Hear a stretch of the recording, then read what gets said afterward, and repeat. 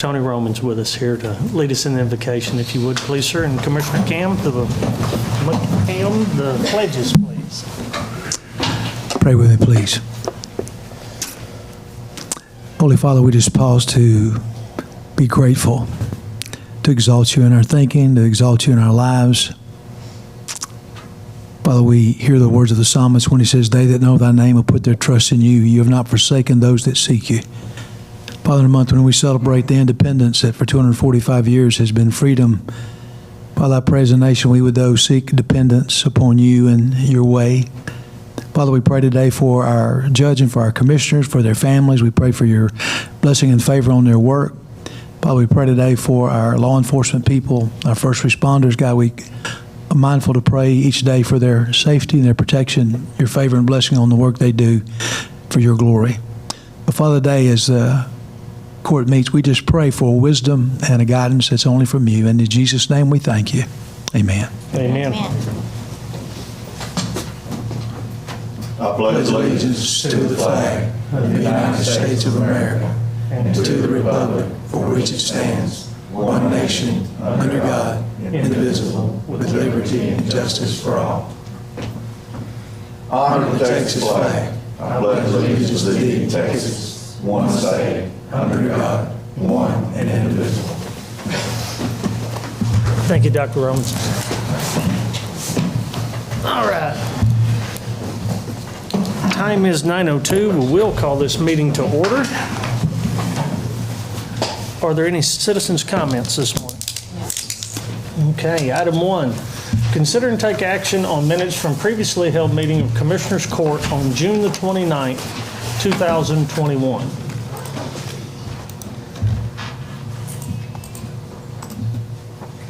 Are there any additions, deletions, or comments? Hearing none, entertain a motion. Make a motion to accept the regular session of June 29th, approve the minutes. I second the motion. Motion made by Commissioner Richardson, second by Commissioner, I can't say that today, Commissioner McHam, to approve the minutes of June the 29th as presented. All those in favor of the motion? All those abstain? Passes 3 with 2 abstentions. Item 2, consider and take action on refund request for overpayment of taxes for the Henderson County Tax Assessor Collector. Good morning. Good morning. I have a check from Van Zant County, which is Athens ISD, on a value change, and the amount of the check is $2,922.27. Questions?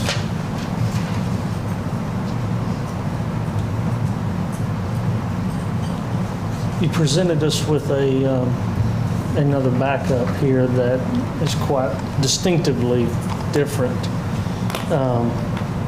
Can you go into some of the changes? It looks like the taxable value Yes, sir. was increased on this property. Well, actually, Acreage was removed, but no, we had the wrong value on the improvement. There was an ARB hearing, and on the original value change, we didn't receive it. And then the secretary with Kingsbury Capital was calling me, and I told her we didn't receive it. So Judy and Van Zant resent the journal, and we did have it incorrect. So I had to change our value on the improvement to the $285,360. okay. Questions? Yeah, so the R numbers, did the R numbers change?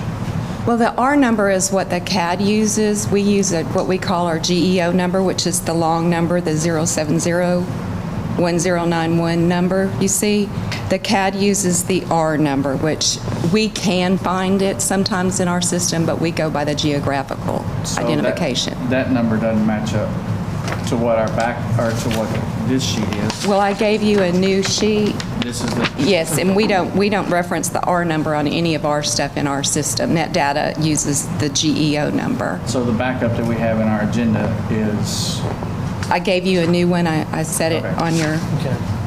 That's what I was trying to do. yes, sir. Okay.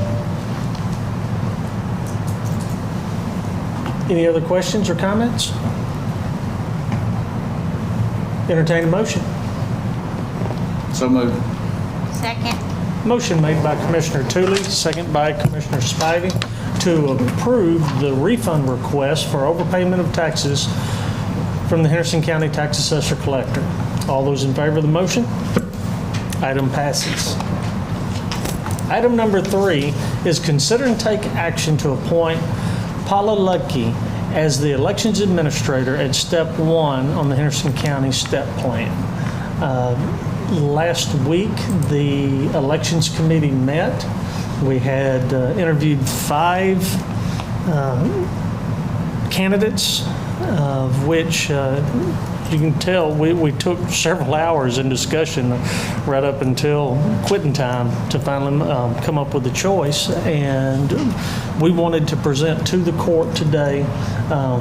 Many of you know Paula. She's been with the county for a very long time as the new elections administrator for Henderson County. So Paula, come up and introduce yourself.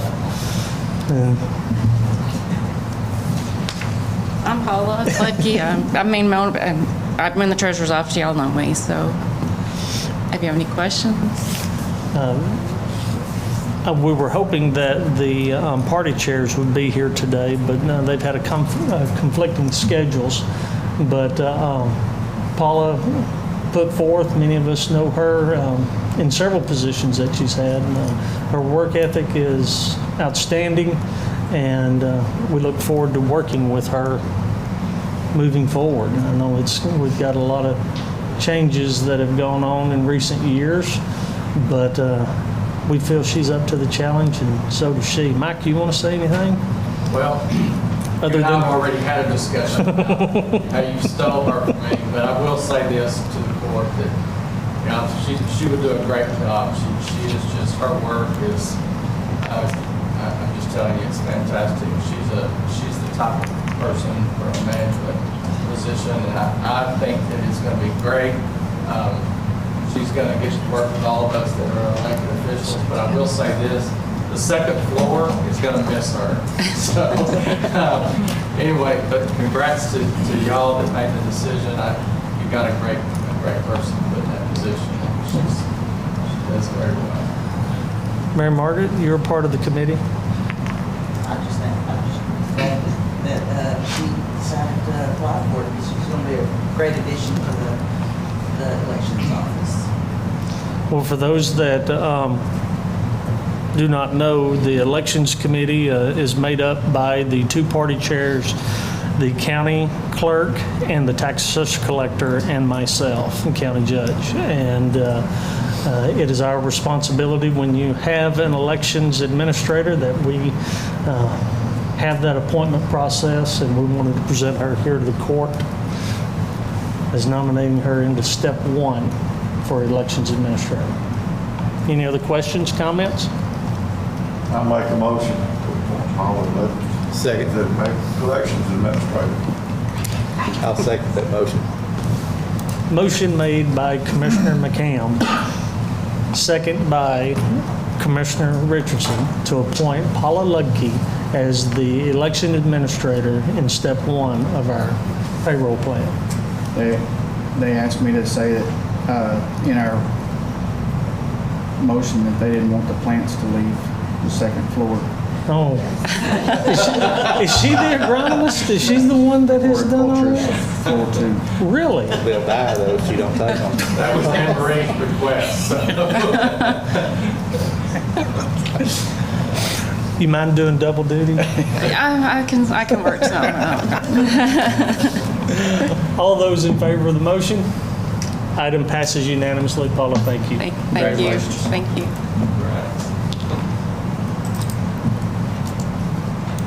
Item 4, consider and take action on position EXT-01 in the County Extension's Office from Step 1 to Step 2 in the STEP payroll plan.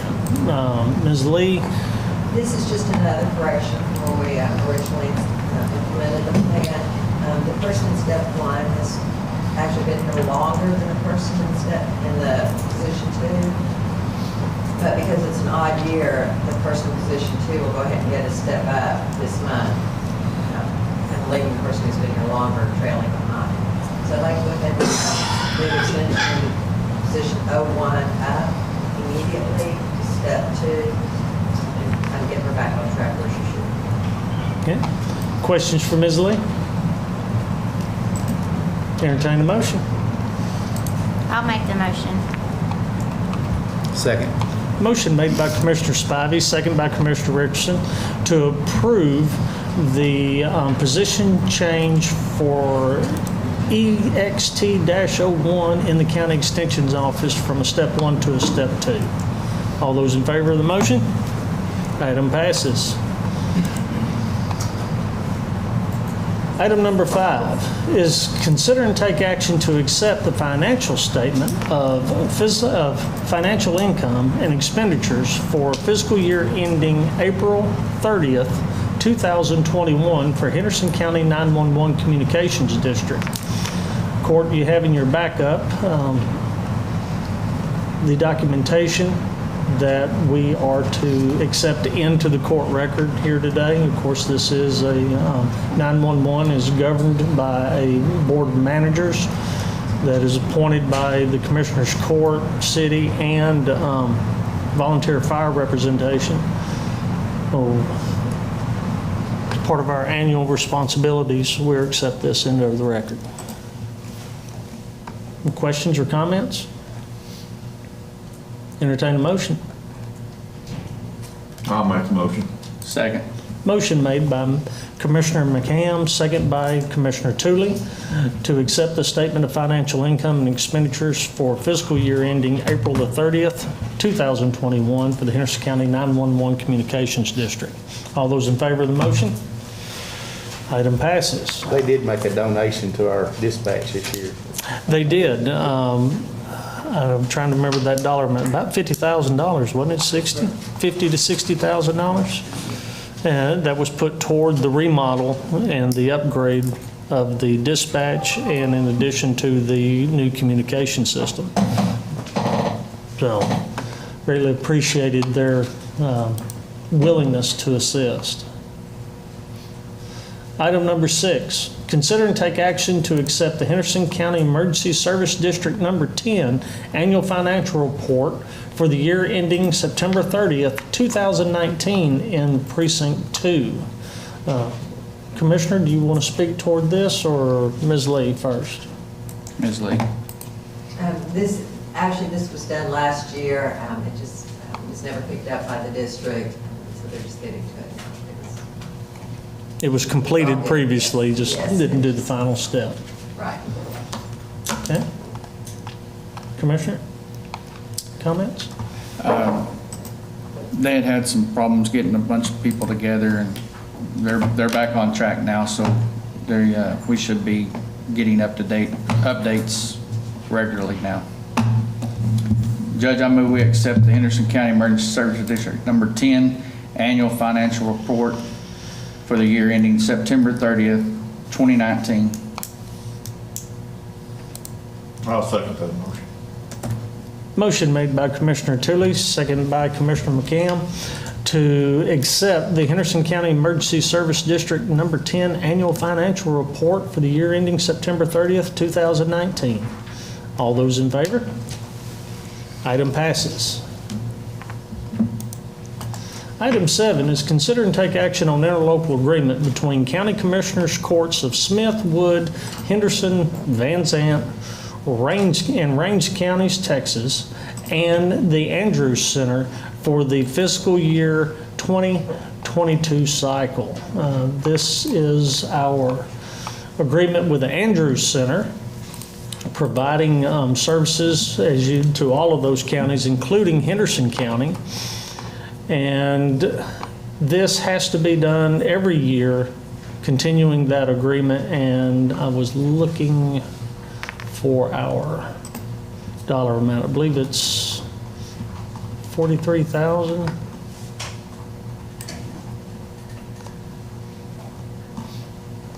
44. 44,000 is our part, which has been at that rate for a number of years now. This is part of, this agreement assists in our mental health assistance to the public, not only that, but to the jail. Sheriff, would you like to speak to some of what those services are? We use them tremendously there inside the facility. They do supply, if it's an Anderson or patient, they do supply medications at no cost to the county, to the inmate. And we also use them if somebody comes in a crisis situation into the facility. We have a number, Megan is great, she's always really responsive, comes out, she'll do the assessment, she'll do everything for us, she'll locate a bed, I mean, she'll have it all lined out and get us ready to go to the hospital with the inmate if we are able to work with the prosecutors on that particular inmate. And then work with the county judge's office for an OPC. But it's truly a benefit to us at the jail. And starting in September, I will be on the board of directors for the Andrews Center for the next 2-year cycle.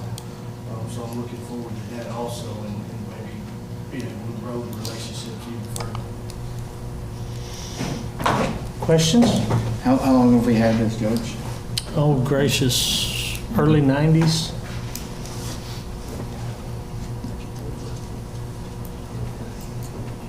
So this Henderson County Position 5, is that the board of directors that you'll be on? You'll be the Position 5 board of director? Actually, the way a couple of years ago in legislature, they changed some stuff, and there's the sheriffs now are supposed to be on the board of trustees, and Sheriff Smith and I believe Wood County took the first 2-year cycle, and then myself and I believe Van Zandt County is going to take them this year, and then we're every 2 years we'll just rotate back and forth. But according to the legislature, the sheriff has to be on the board now. Yes, that's in addition to that place 5. The place 5 in addition? Yes, sir. So in these places here, are those appointed positions here, or are they? Yes, they are appointed by the membership of the agreement. Any other Who questions? represents Henderson County on the? I was scared you was going to ask me that. We did a change 2 years ago, I believe. I believe it's a doctor here. Mm-hmm.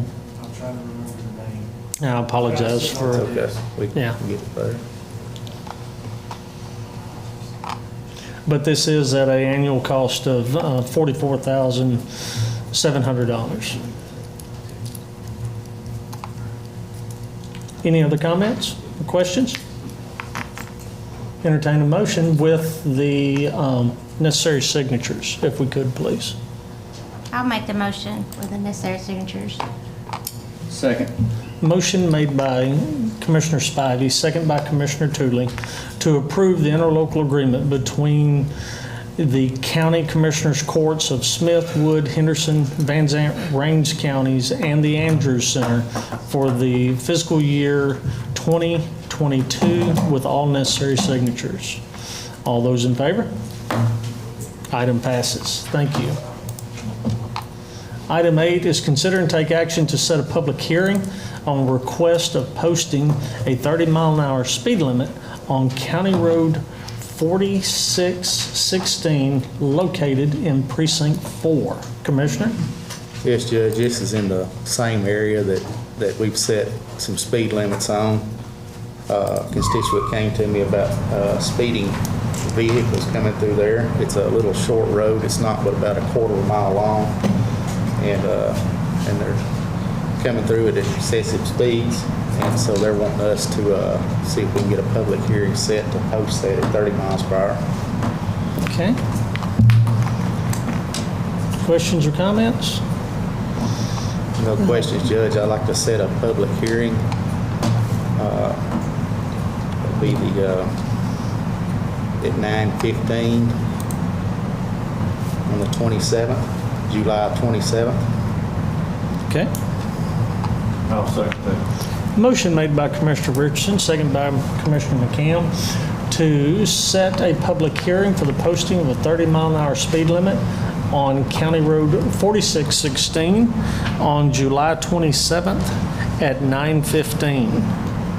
All those in favor of the motion? Item passes.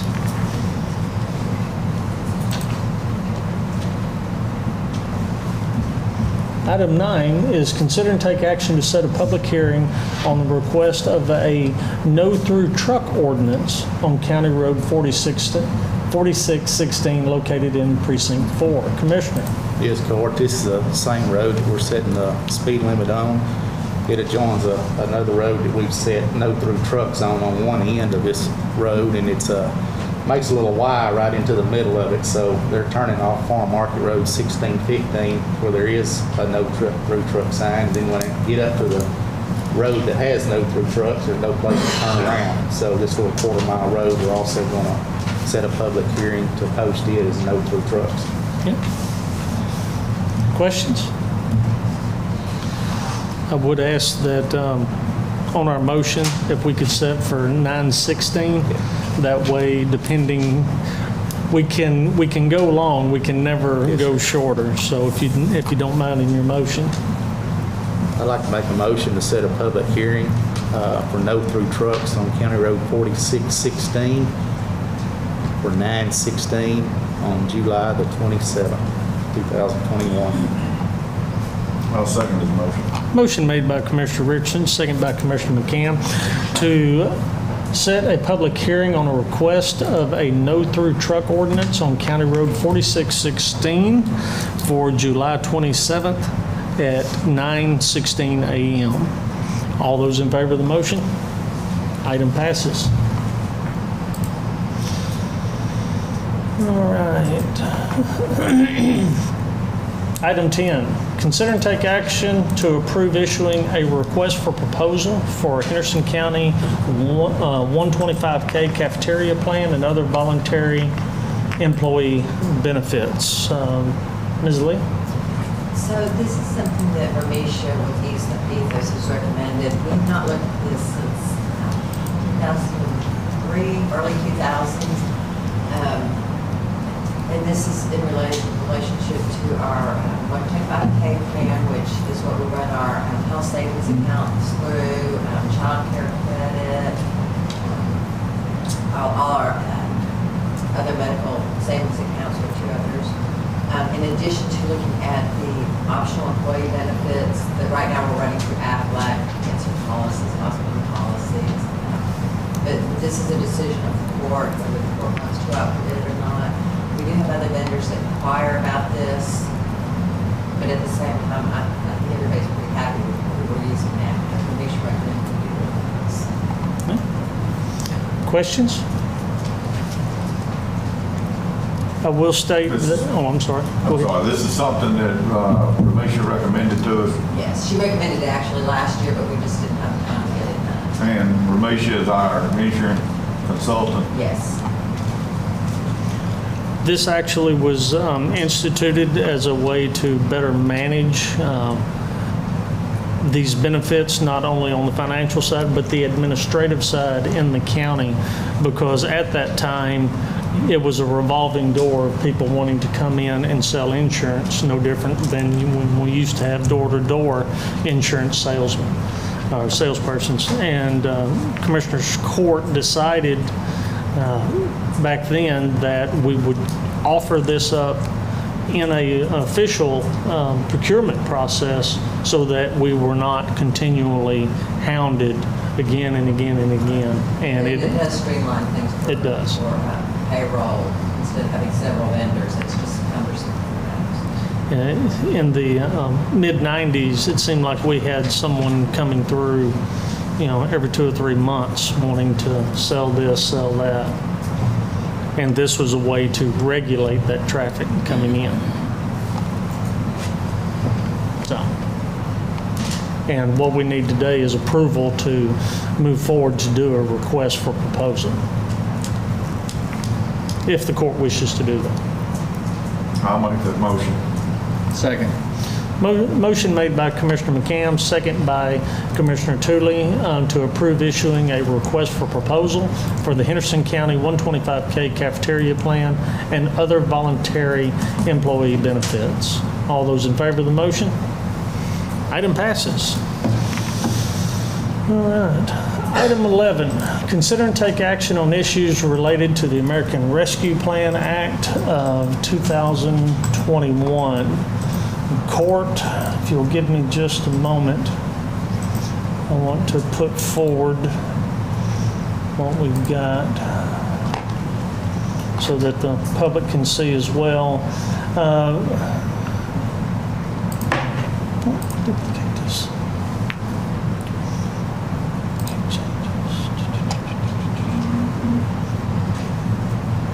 Bear with me just a moment.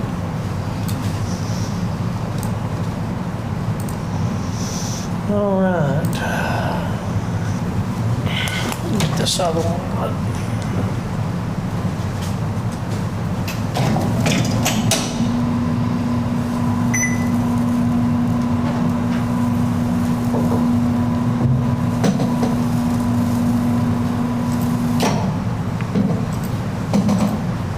Give that a minute to come up.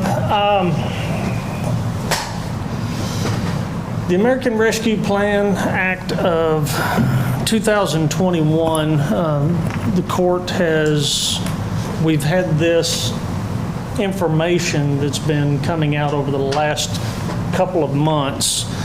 It's a continuing part of the coronavirus recovery plans that have come out of the federal government's efforts.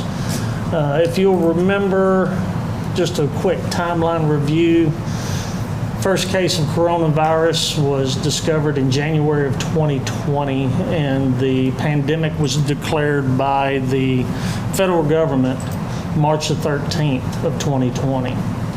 By March the 27th, the CARES Act was signed into law, pushing out $2.2 trillion in recovery efforts. April of 2020, the national employment rate had reached its highest level in over 70 years. It's interesting that when you say that 70 years, it kind of loses a little context if you think of what was going on 70 years ago. We're talking about the Great Depression is what we're talking about. That's a comparison in the drop in unemployment. December 27th of 2020, there was an act called the Consolidated Appropriations Act, which is kind of a cleanup at the end of the year where they threw another $900 billion toward coronavirus recovery. March 11th of this year, the American Rescue Plan Act of 2021 became law, putting another $1.9 trillion to it. That comes to a total of $5 trillion put toward recovery within basically a year's time. April of this year, still 8.2 million people, or million fewer jobs than there were prior to the pandemic. On May the 7th, the Department of Treasury issued an interim final rule on House Bill 1319, which is the American Recovery Plan. Followed up in June by a compliance and reporting responsibilities, and then in June 23rd, there was a frequently asked questions, which comes to about 200 pages worth of documentation telling us, explaining the process of how the funding made available through the American Rescue Plan is to be spent. In that plan, it talks of state and local fiscal recovery funds. These are funds that were directed specifically to, similar to the CARES Act, but was sent, the CARES Act was specifically sent to the state to hand out which we were a part of, that helped cover some of the expenses that we had. We had expenses in responding to coronavirus at the jail across our entire organization. This is in addition to that. The difference between this and the CARES Act is that the CARES Act had limited direct funding to smaller entities, and I'm not sure, don't remember exactly what that number was. It seemed like if you were over 500,000 in population, being a city or a county, you had a direct transfer of funds. Anyone under that in the CARES Act had to go through the reporting process to get that money reinstated or refunded to you. This, on the other hand, if you are above 50,000, you're able to receive a direct deposit from the Treasury. And it's meant to respond to public health emergency, specifically being the effects of the virus or the negative economic impacts. We had the 4 categories, sorry. That was the first one. Second one was respond to workers performing to essential work during COVID-19 public health emergency with premium pay. 3, it allows for an opportunity to respond to a reduction in revenue to local government due to the COVID health emergency. And 4 is to allow for necessary investments in water, sewer, and broadband infrastructure. This slide here has on the public health directly dealing with the virus. Your mitigation and prevention, medical expenses, behavioral health care, expenses to improve the design and the execution of health and public health programs. We do not have a lot of direct experience prior to COVID with public health programs. We've said many times over the years how having a local Department of Health had gone by the way. In the DSHS Region 4/5 North, which is about 32 counties, there are only 8 local health departments. They were pushing funding to begin to address some of those changes that had happened over the years. The others is the economic impact. They said specifically it's a non-exclusive list that is to address economic harm brought on by the emergency. To claim money for that use, you have to prove up that it is a direct cause of the emergency. In the last paragraph on the left, it says this could be to households, small businesses, nonprofits, aid to impacted industries. Specifically, they stated out tourism, travel, and hospitality, because as everyone knows, when nobody was moving, those were hit the hardest. It spoke about the essential work.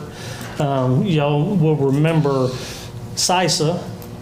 That was the guidance set forth by the federal government on stating what was essential work.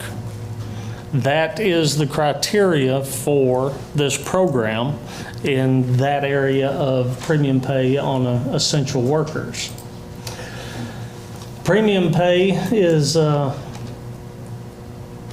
guided by that CISA document, and the interim final rule puts forth that work involving regular in-person interactions or regular physical handling of items where someone is exposed regularly to less than the 6 feet rule that we all know as social distancing.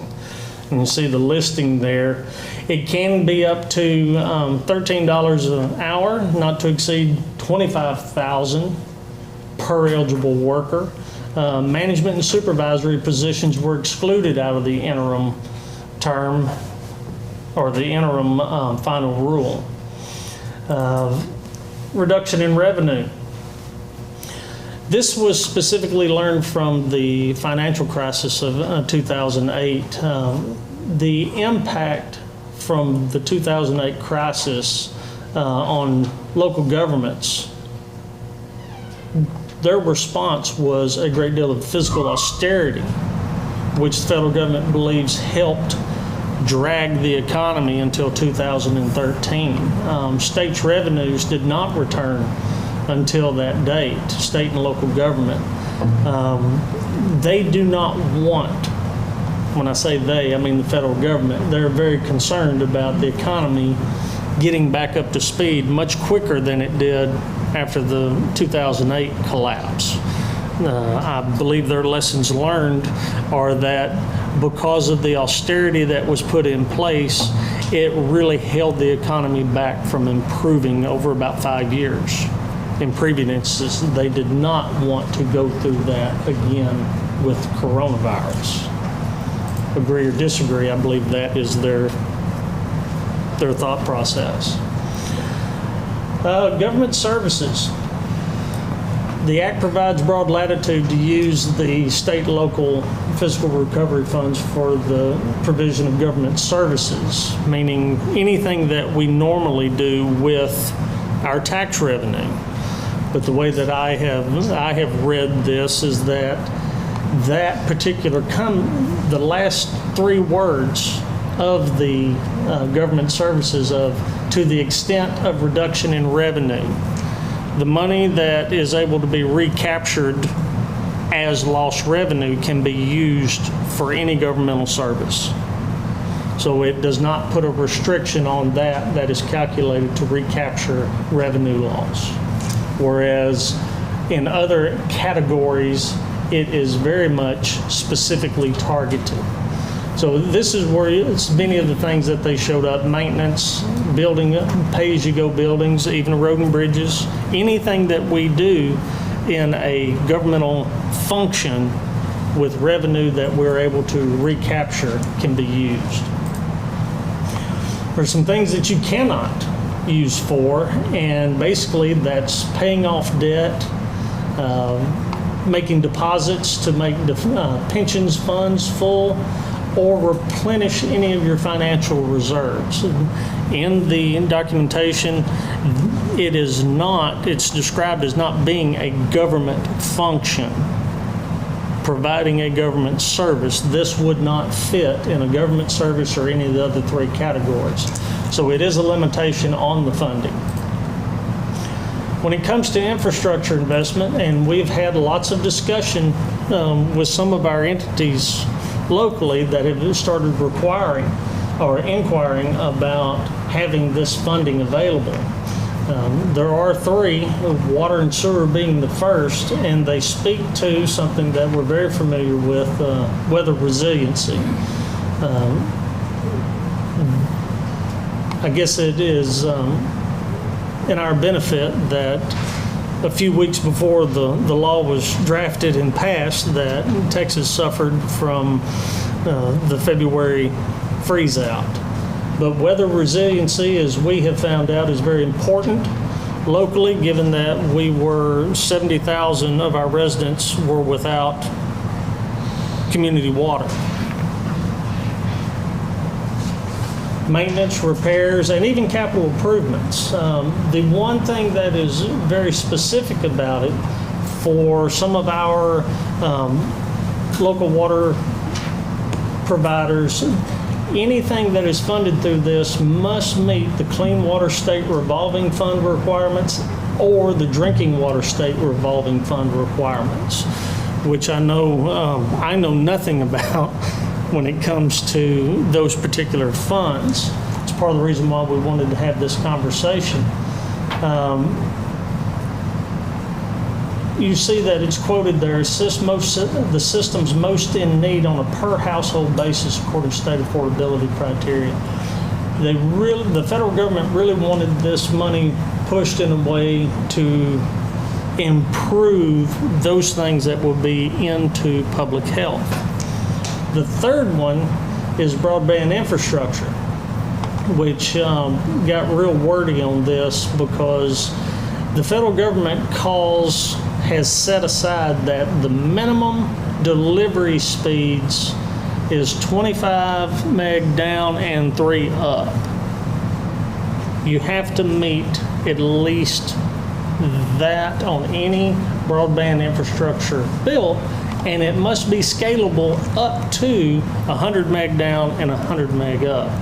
So any projects that are funded through this have to meet specific criterias, because what they have found out through the National Telecommunications and Information Administration is that during the pandemic, there were, work from home became a very big issue. And if many of you that spouses or kids doing schoolwork knew that it became a challenge during COVID, just on meeting those speeds so that you could have a meaningful interaction online. But work, study or schoolwork, healthcare, and recreational were the four big items that individuals are using the internet for. And given that teleworking or telecommuting has become such a part of our economy and continuing to grow, they considered this to be an added infrastructure boost. The timeline, it's a 2-year program.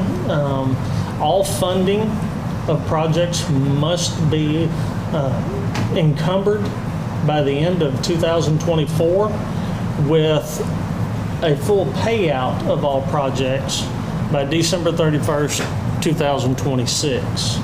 So there is an obligation deadline and an ending to the program.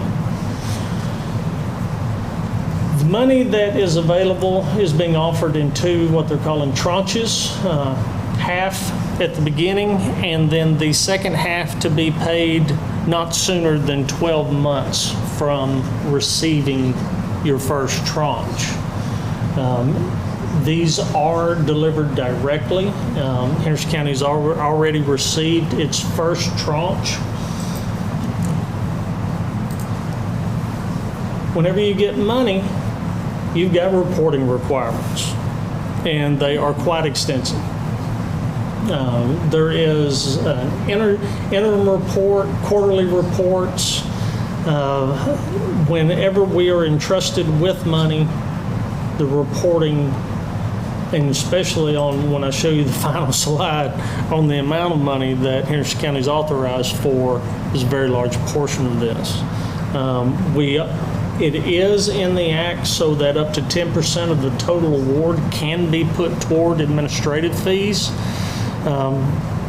being that of hiring individuals to administer in-house or to put toward organizations that specialize in grant funding projects. So really what lies ahead for us? We have to define our objectives. We've got to assess and prioritize categories we want to put this money toward. Again, there's the resource allocation of, are we doing it in-house? Are we going to bring someone in? There are companies, there's GrantWorks, Trailer and Associates, just to name a few, that administer these type of grants. If you want a better example, Crescent Heights. I can't remember the name of the company. GrantWorks. It was GrantWorks that is in charge of overseeing and ensuring all the responsibilities are met of the grant in that situation. How are you going to procure it? How are you going to find engineering, make sure these projects meet engineering, evaluate the different projects as to which is most deserving, reporting, applications, timelines, budget developments, and then being in compliance with all of the audits and all of the reporting. With this, $16 million is what is being made available to Henderson County through this. That is a lot of money, a lot of reporting, and a lot of decisions that have to be made. It is my feeling, well, it seems overwhelming. It's something my grandfather used to say. He said, when it's uphill both ways, just pick a direction and start walking. Well, that's kind of how I feel about this. We have been given an opportunity to, a funding opportunity that I've never seen in my time with the county. You do not receive this much funding on anything. They gave us a very broad set of uses, but yet they are also very specific. And there's always strings attached. My concern is that, well, it's not a concern, it's a fact. I'll ask Ms. Lee to speak in on this. We do not have the staff or the expertise to be able to manage the programs as laid out by the federal government.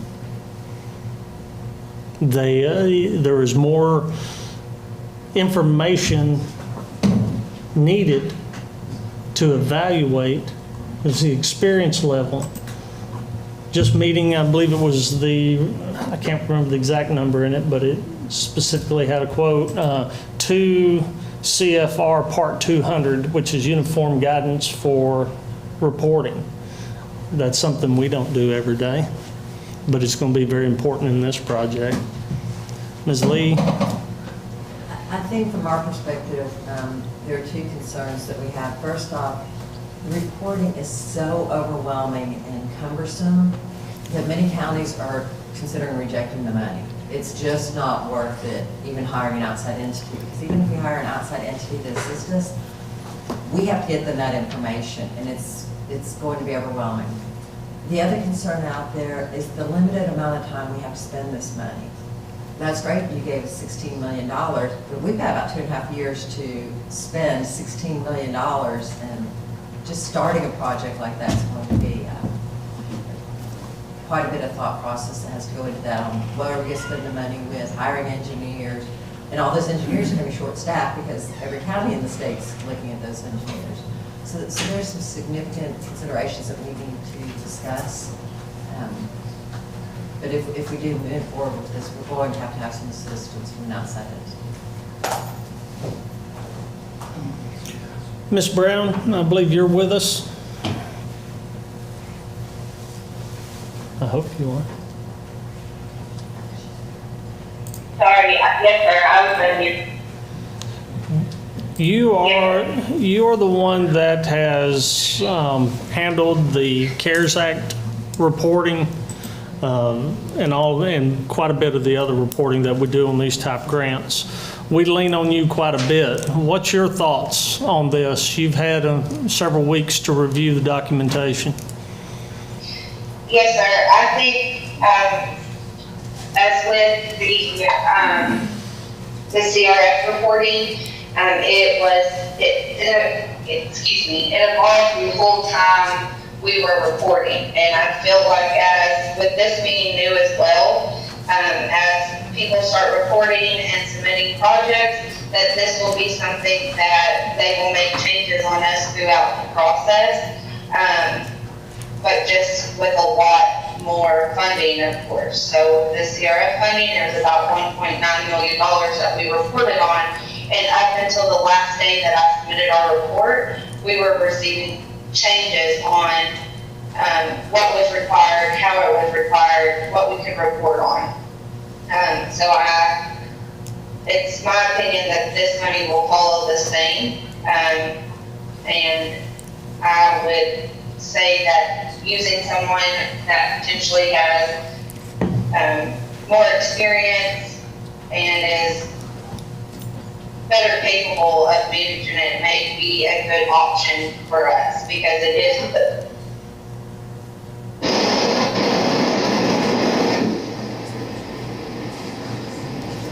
Okay. You still with us?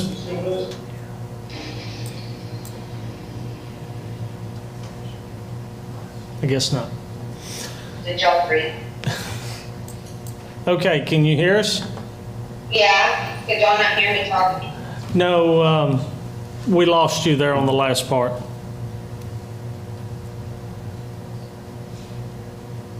Can Yeah. Okay.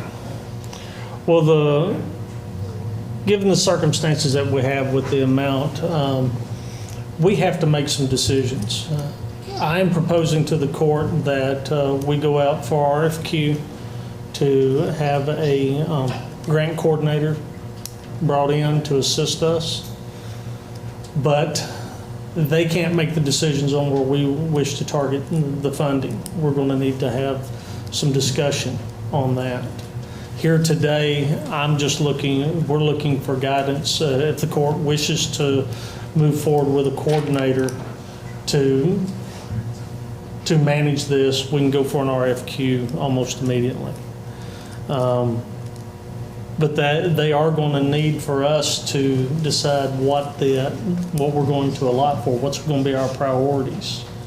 And as you can tell, it's from water, sewer, to, actually handing out money in some regards. It's that broad. It's the federal government has decided that, yeah, we're going to give you a lot of money to do the same thing we do. So, what do you, y'all have had some of this information for several weeks now. So out of that $16 million, there's the cities within our county that could call or could request some of that $16 million. They could. It does allow for transfers, but all entities are allowed funding. Those below $50,000, though, will receive money in the same fashion as the CARES Act was. It will come from the state.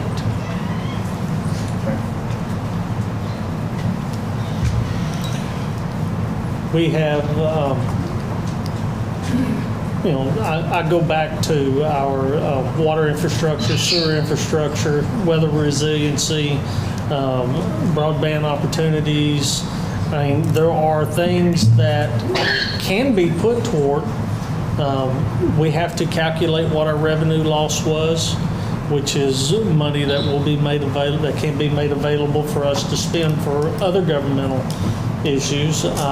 If you read through, you can address HVAC issues for air quality and helping with health in buildings. It's very broad and very specific at the same time. It's threading that needle of meeting all the requirements.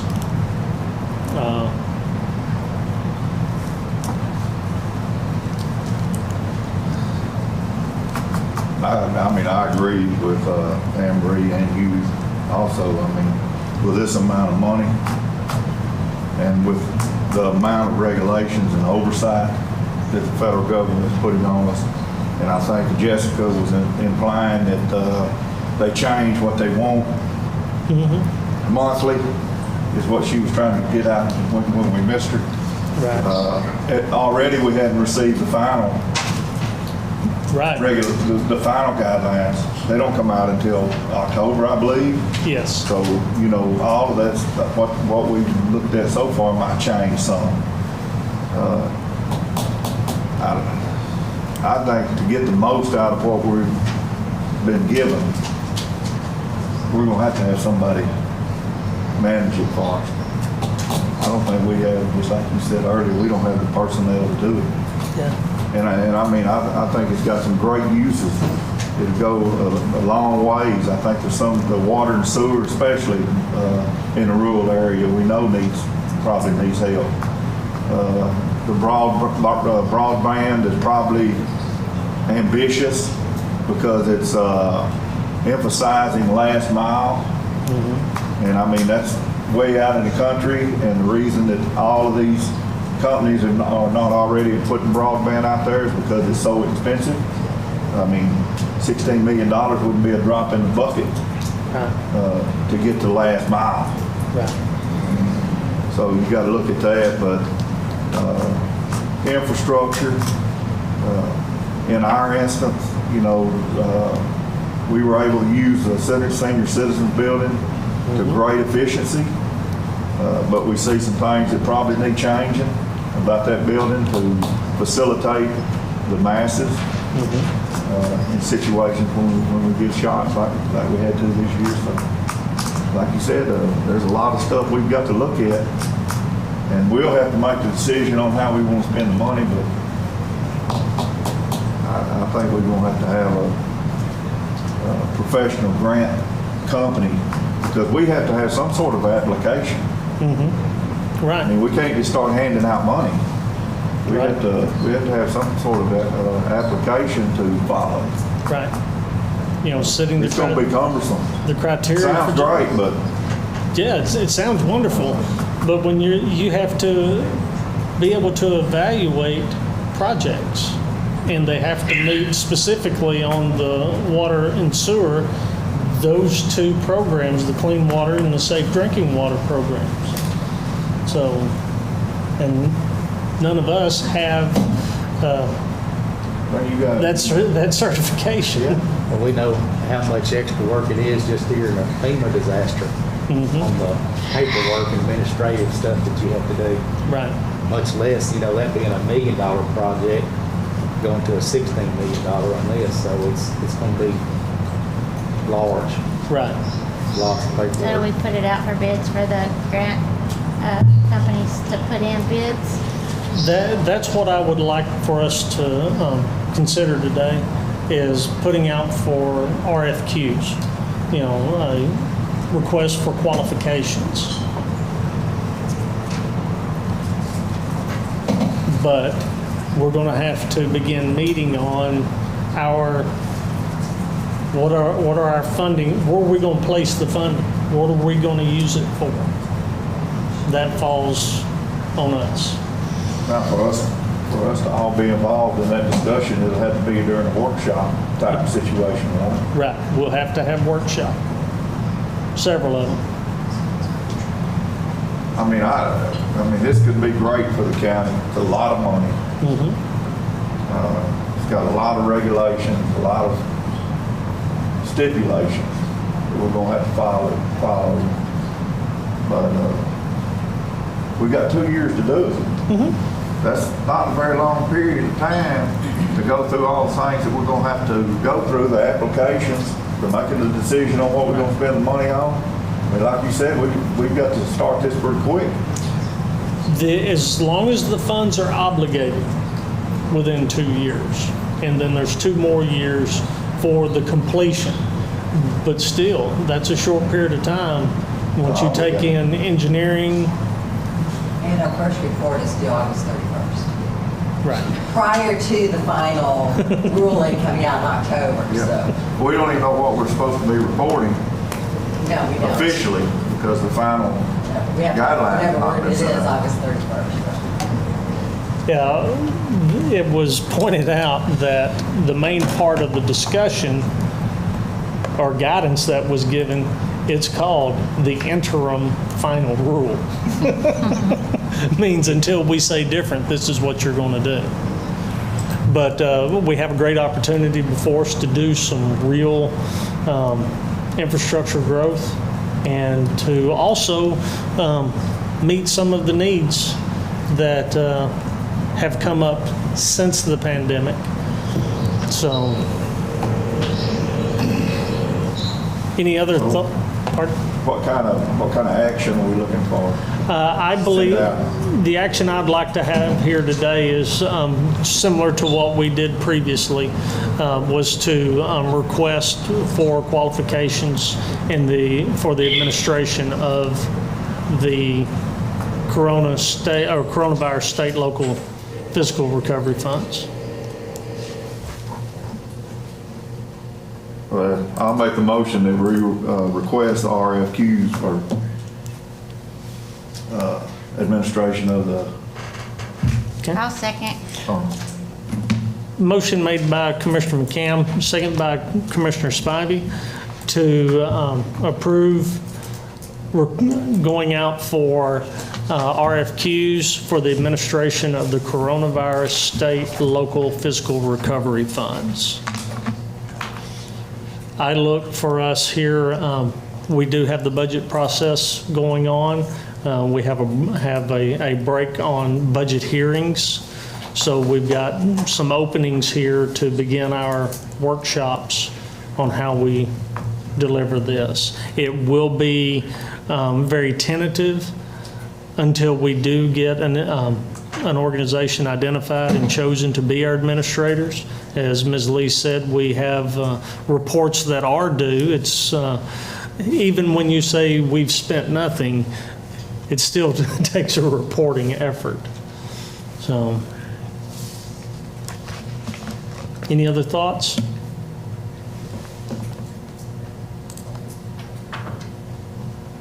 If not, All those in favor? one more time. All right. All those in favor of the motion? Item passes. We will make the slideshow available after court for anybody that wants it for reference.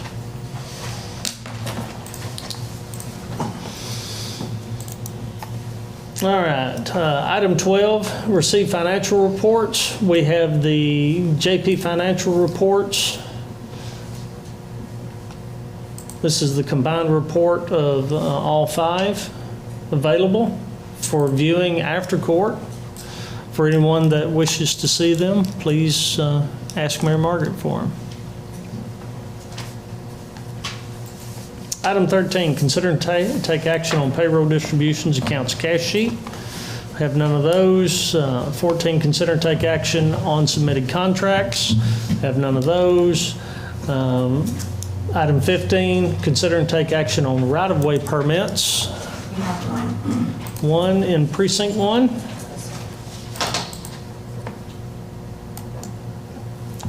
Yes, Court, I had Crescent Heights WCS come to me last week, and there's a new house going in on County Road 1219 located in Precinct 1, and they want to put a new water meter for the house with a 3/4-inch water main line. And the drawing shows it looks like it's right by the road, but he said it's about 15 feet from the road, so it's not going to be right there. But I don't see a problem with giving permission for this right-of-way permit. Okay. Questions for the commissioner? Hearing none, I'd like to make a motion to accept the right-of-way permit for Crescent Heights WCS on County Road 1219, located in Precinct 1, with the Commissioner's authorization to sign. Second. Motion made by Commissioner Spivey, second by Commissioner Tooley to approve the right-of-way agreement with Crescent Heights Water Supply Corporation for a activity on County Road 1219 with the Commissioner's authorization to sign. All those in favor? Item passes. 13, consider and take action on payroll distributions and accounts cash sheets. There are none. 14, consider and take action on submitted contracts. I've already done those, excuse me. I need to jump down. Item 16, consider and take action on submitted budget amendments, sorry. Yes, we had budget amendments today for the court's consideration. Most of these just represent a 6-month cleanup, things like the contingency fund items for the tower or vehicles, or things that we didn't budget for because we really hadn't been able to anticipate what the expense would be for the CPS court, and we hired the new public relations representative. And then the rest of it is your quarterly miscellaneous income from scrap metal sales, road boring, things such as that, decrease in road lines. Questions for Ms. Lee? Entertain a motion. I'll make the motion to accept the budget amendments. Second. Motion made by Commissioner McCam, second by Commissioner Richardson to approve the budget amendments as presented. All those in favor? Item passes. And for our fun one, let me set all this back the way I had it, sorry.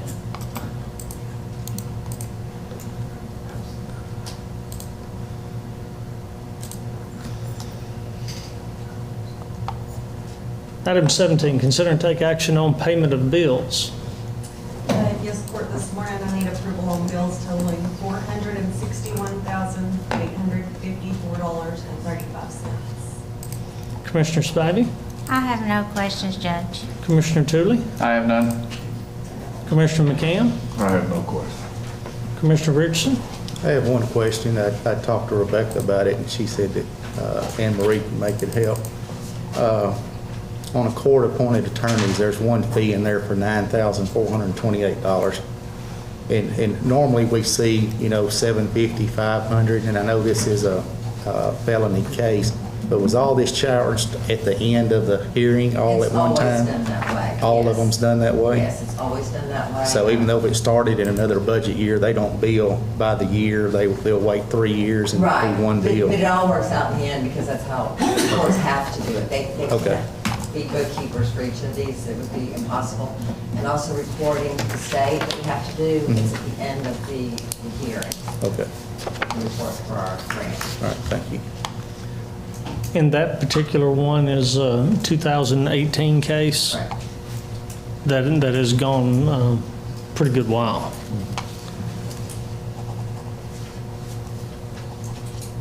No other questions, Judge? Okay. Entertain a motion. So moved. Second. Motion made by Commissioner Tootley, second by Commissioner Spivey to approve the bills in the amount of $461,854.35. All those in favor? Item passes.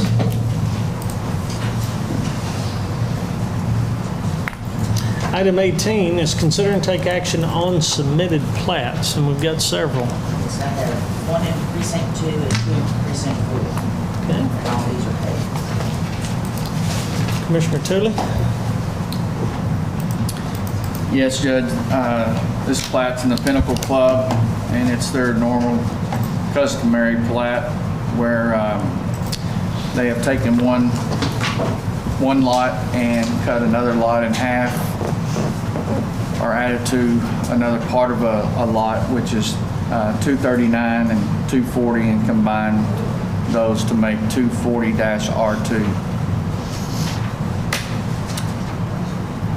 Creating almost an acre a lot. So this is increasing the size? Yes, sir. All right. Questions? Entertain a motion. Judge, I move we approve the Pinnacle Club Phase 2, Section B, final plat, creating Lot 240-R2 for filing purposes only. I'll second his motion. Motion made by Commissioner Tootley, second by Commissioner Spivey to approve the replat in the Pinnacle Club, creating lot number 240-R2 for filing purposes only. All those in favor? Item passes. Commissioner Richardson? Yes, Court, this replat is in the Wagon Tree subdivision. They're taking one lot and dividing it in half, making two lots of 0.64 acres apiece.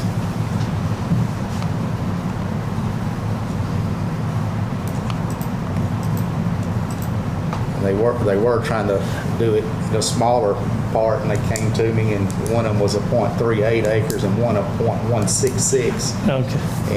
And we had to take them back and get them to do a resurvey on it and stuff to get their lot sizes above a half acre. Questions for the commissioner? I was going to add, this one looked like that one we had looked at, yeah. Entertain a motion.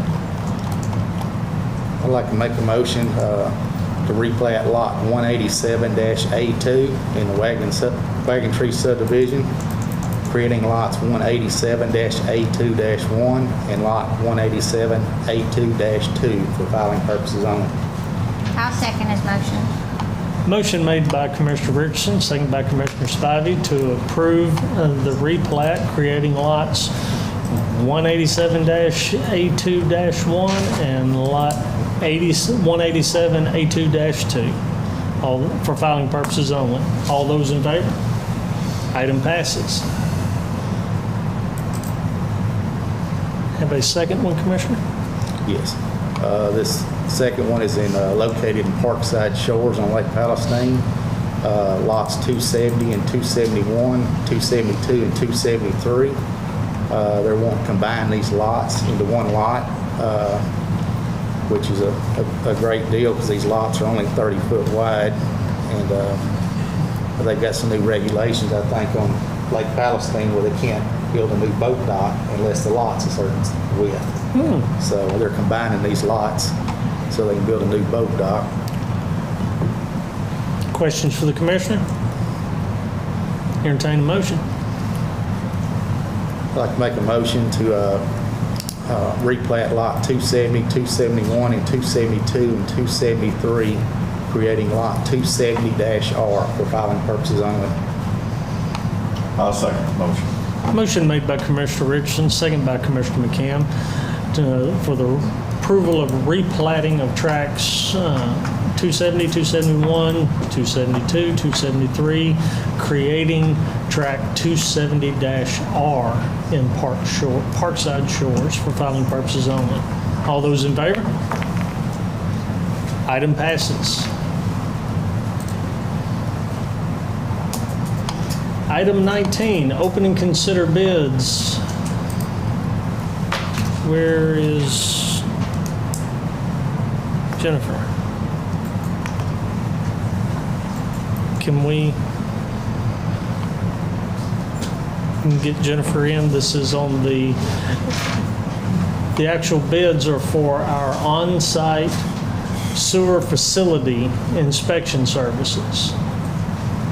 And we've been provided 3 respondents.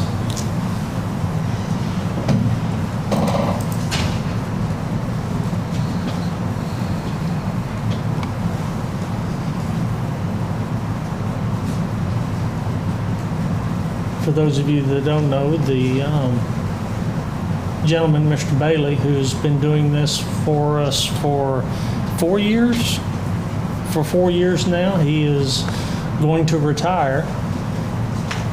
He's done a fantastic job, by the way. Yes.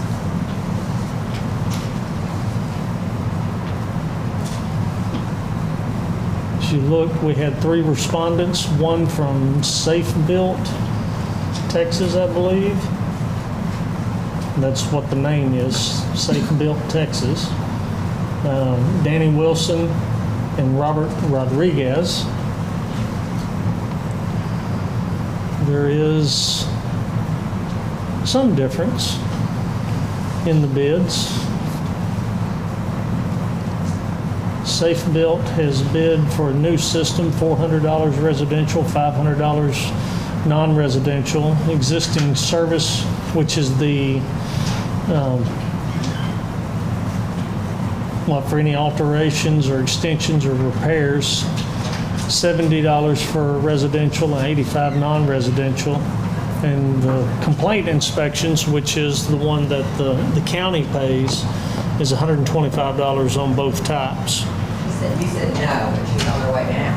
I said no. I haven't spoken with her about this. She's on her way down.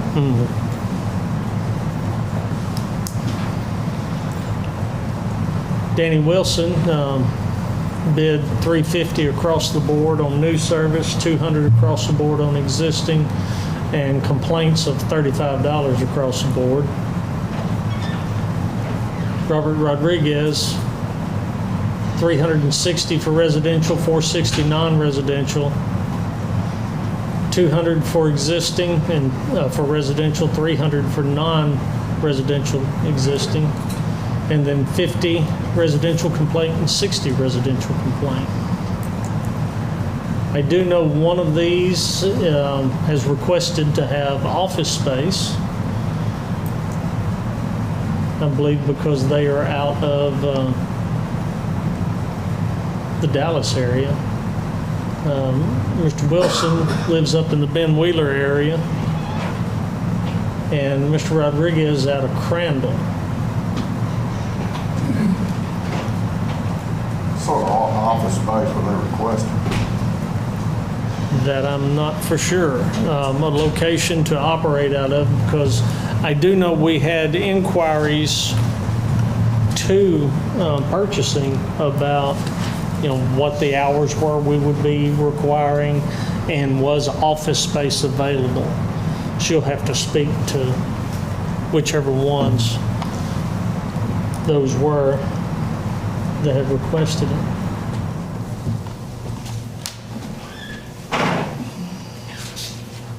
There's one of them that works in the evenings. Mm-hmm. That's gonna be hard to manage. I would think so. I had discussions with Mr. Bailey about, could this be a part-time position? And when I say part-time, we do it through contract anyway. Jennifer? We do it through contract anyway to try to control costs. When we first started it in 2000, Walter Jackson was our inspector. And it has grown tremendously, the amount of work that's been done. We have had multiple vendors over the years do it, and quite honestly, before Mr. Bailey, none of them did it satisfactory as far as keeping up with the paperwork and reporting. Our fire marshal, Mr. Renberg, can speak to that some. This is a program that the state put upon us to do, locally to do, so that we would be better managing. The state could do it, but there's one guy out of Tyler that covers multiple counties. So that's why we chose to go this particular route, is that we'll handle it, make it fund itself in the operation. So, Ms. We received 3 responses. I'm not sure what all's been discussed. I've been killing time waiting on you. Sorry. The first response we received was from Danny Wilson. He is out of Van Zandt County, lives in Benwheeler. And we also received a response from Safe Built Texas. Their main office is out of Colorado. The 2 people that work for the company that would actually be handling our area, one is from Gainesville and one is from Trophy Club. Both are up in the East Texas area. And then Robert Rodriguez, he is from Crandall. He works for Tarrant County. He proposed working in the evenings, 5 to 8:30, I think, Monday through Thursday, and then Friday and Saturday all day, Sundays as needed, as far as whatever the workload would be. Shane, in this time that Bailey's been in, there's been changes in the law and making more of the service that Mr. Bailey does, working with your department, in the fact that he can only notify your office of violations to take any type of criminal action. That's correct, yeah. He can go out and look at the complaints for us, but if there is a valid complaint, sewage on the ground or malfunction of the system, he brings those back to us, and then we have to go out and write the citations for it. Prior to that change, about 3 years ago, there was no real enforcement. There really wasn't. There was an option there for the OSSF guy to go out and file a complaint with the JP, almost like a citation, but it was really more of a civil. Civil. So there really wasn't. So the number of inspections, what have we seen on that as far as increasing? Every year they increase. The new installations are increasing. That's basically what takes up most of his time. I think last year was somewhere around 250. This year it's going to exceed that. Mostly residential, but there are some commercial ones out there. And I think he handles 80 to 100 complaints a year for us, somewhere around around there, so. And of course, not all of them come back to my office, but most of them do, so. I do know that James Bailey, he's in my office 2 or 3 times a week, and when he started this, he took it because he thought it was a part-time job. And he has told me over the last couple of years that it is no longer a part-time job. There's no way that you can stay on top of it as a part-time job. Now, we keep all of the paperwork and everything, and filing is done in my office. So he brings all of his stuff to my secretary in my office, and we file and keep his paperwork.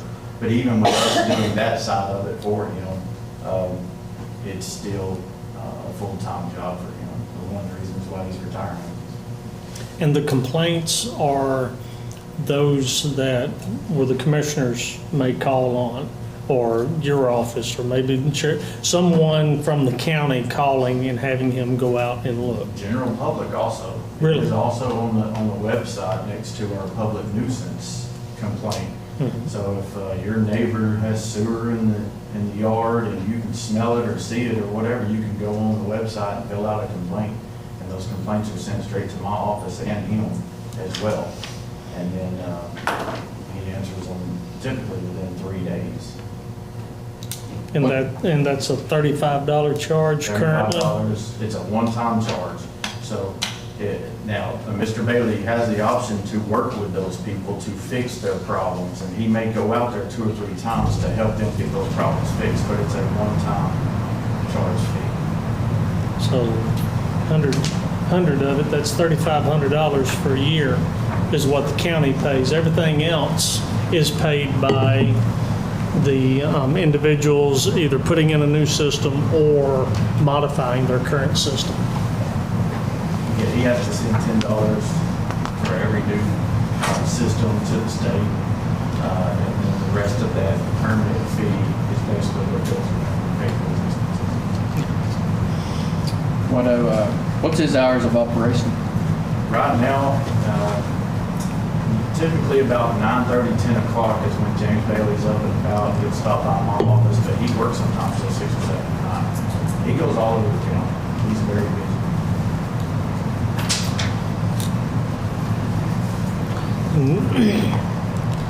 Wanted to have that discussion so that we have a better understanding of just what the service is and the time responsibilities. They're much larger than what anyone would actually believe. Which one of them was requesting office space? That's the company that's out of Colorado that has the 2 guys that are from the Dallas area. And when I did the Google Maps to look at how far exactly it is from where those guys live to Athens, just because it's kind of hard to tell all over, but it's a minimum 2 hours from both of their homes to Athens, so I could see why they would ask, if there was office space here for them. It looked like on the map, most of their stuff is up around, well, nearly all of their stuff was Fort Worth and Waxahachie kind of area. Yeah, and if I remember correctly, in their packets, which I'm sorry I didn't bring them down, but most of their clients are municipalities, cities. I don't think they had any rural county type areas, so. More compact geographically. Yes.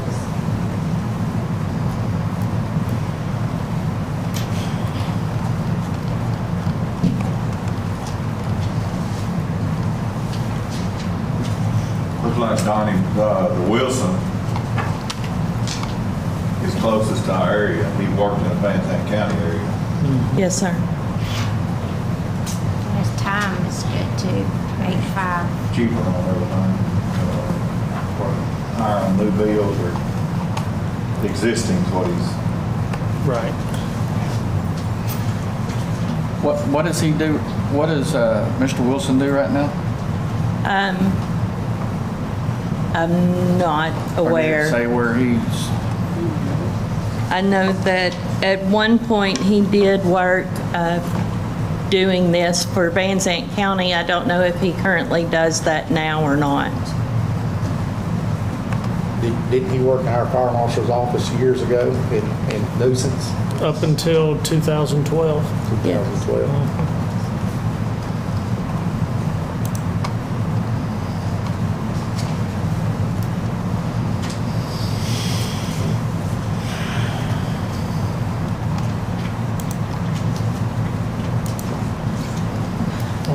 For myself, I don't believe it can be done as presented by Mr. Rodriguez. I just don't believe, I don't think you can.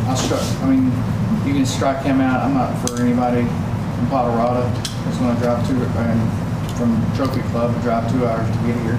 Yeah. And with the building that we got on, Commissioner Richardson said in a deal or one time about everybody having these, or it was some other deal I was listening to, ranchettes coming on, and it's got to be a full-time job or a full-time person. And how long's the contract for? 2 years. 2 years. Can we go, can we award shorter than 2 years if we so? Mary Margaret, do you have the actual packet for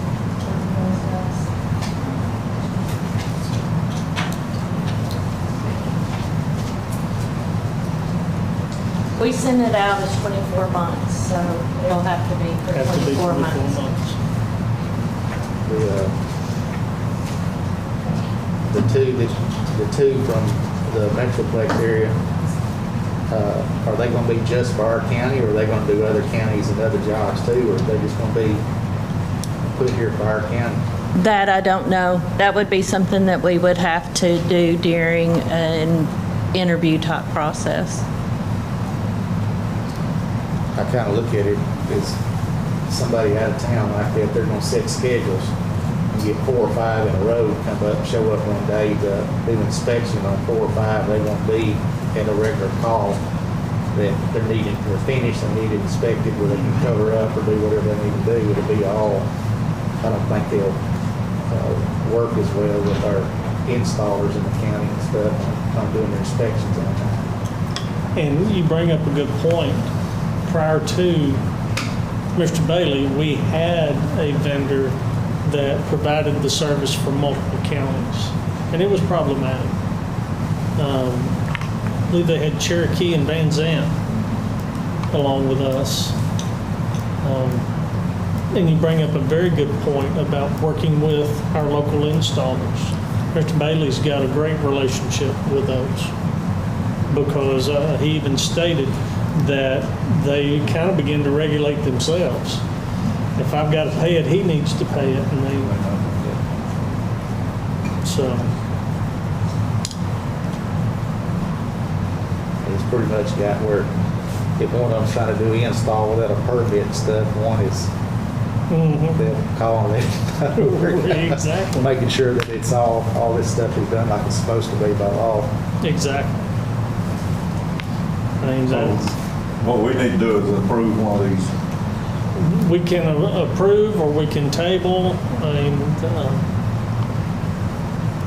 Mr. Wilson's had his license since 2020. I Yes. believe is what I read. Since June of 2020, yes. June of 2020, and he does know the county. He knows our county. He has a different pace than Mr. Bailey. But in my opinion, someone like him is something that we're looking for. They're local, they know the area, should be able to work with the local vendors. Like I said, I know his pace is slower than Mr. Bailey's. Who will he report to? The OSSF reports to the court, but when there's issues, he normally speaks with the judge or the commissioner in which the precinct, the problem is at, but his most interaction is with the fire marshal's office.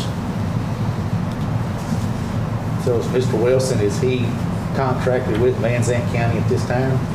I don't believe Both so. counties, he's not just,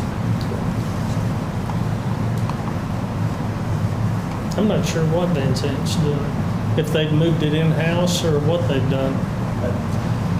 Danny was the fire marshal in Van Zandt County. For Right. a little while. And, when he left, they're currently looking for somebody, is what I understand.